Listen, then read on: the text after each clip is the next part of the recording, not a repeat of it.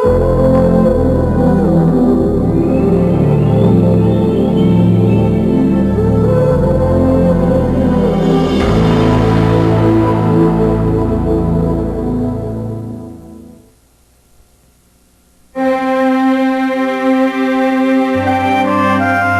of the design process is test, and flight test is part of the design process.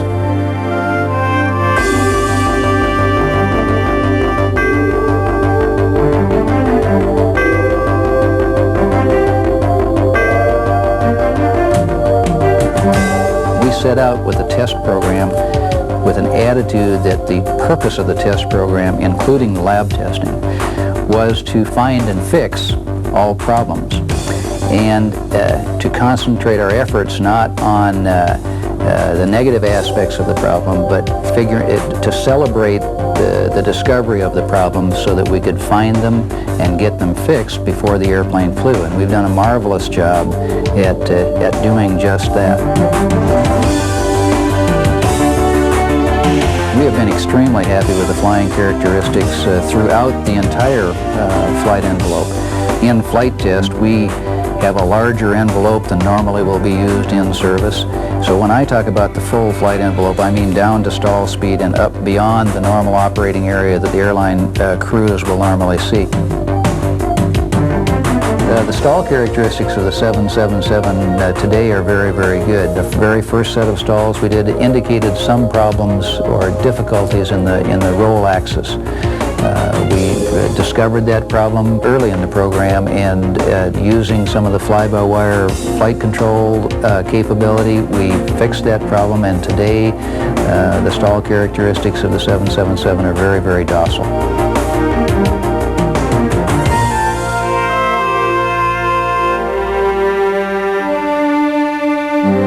We always do calculations of what we think the drag will be in the airplane via wind tunnel tests and other kinds of tests, and in this particular case, it just turned out better than predicted.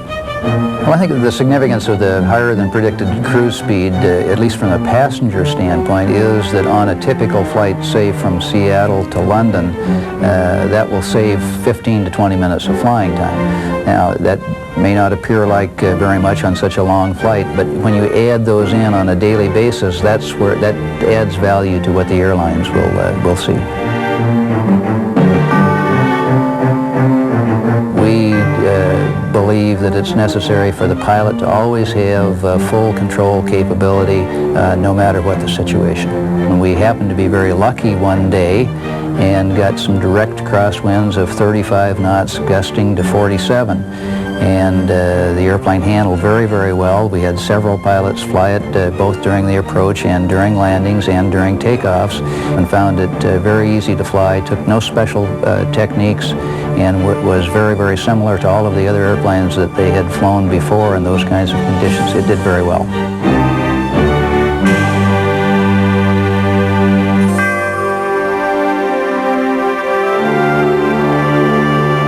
The RTO test, that stands for refused takeoff. Each and every takeoff that is done out in commercial service has what we call a takeoff safety speed, V1. And that's the maximum speed at which you can decide to stop and not complete the takeoff.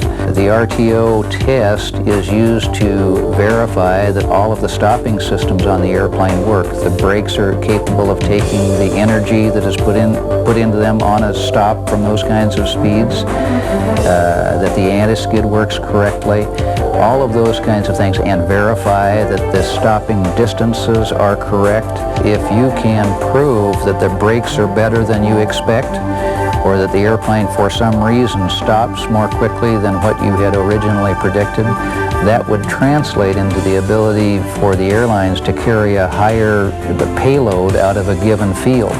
And that for the airlines would be an advantage.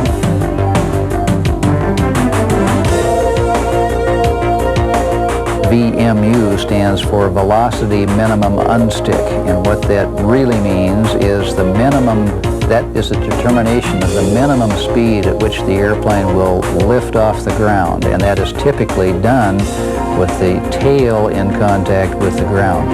The takeoff speeds are now based on a certain multiple of the minimum unstick speed. The 777 handling characteristics during the VMUs was very, very good.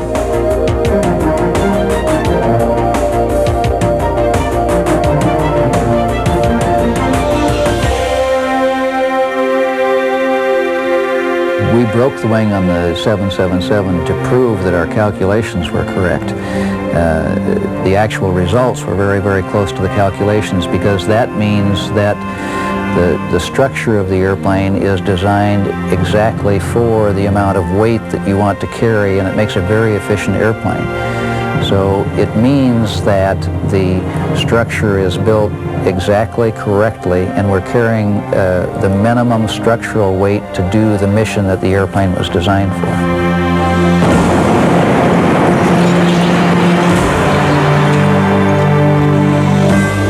The basic 777 program is right on schedule. We're doing extremely well.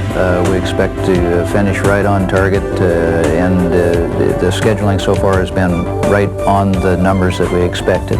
We got a little bit of a late start on the ETOPS testing for the Pratt & Whitney airplane. However, we've re-examined the capability of flying at a higher rate, and we are flying at a higher rate than what we originally expected. In fact, 2 days ago, we flew 20 of those flights in one day.